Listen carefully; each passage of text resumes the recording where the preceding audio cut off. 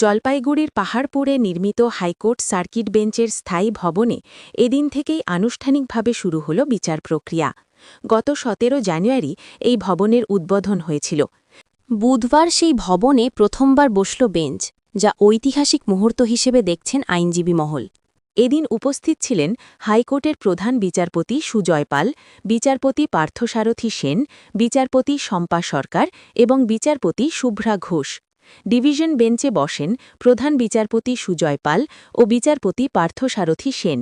বিচারকাজ শুরুর মধ্যে দিয়েই উত্তরবঙ্গবাসীর বহুদিনের স্বপ্ন বাস্তব রূপ পেল বলে মত সংশ্লিষ্ট মহলের।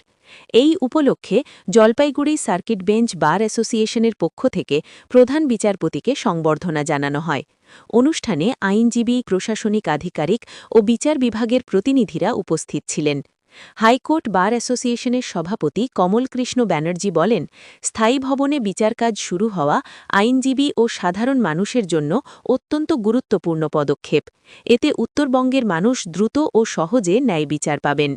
জলপাইগুড়ি বার অ্যাসোসিয়েশনের সম্পাদক অভিজিৎ সরকার বলেন, আজকের দিনটি আমাদের কাছে ঐতিহাসিক। বহু বছরের দাবি পূরণ হল।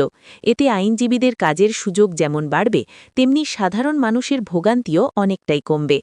স্থায়ী ভবনে বেঞ্চ বসায় জলপাইগুড়ি সহ উত্তরবঙ্গের ৮টি জেলার মামলার দ্রুত নিষ্পত্তি সম্ভব হবে বলে আশা করা হচ্ছে। বিচার প্রক্রিয়ার এই নতুন সূচনা উত্তরবঙ্গের বিচার ব্যবস্থায় এক নতুন অধ্যায় যোগ করল।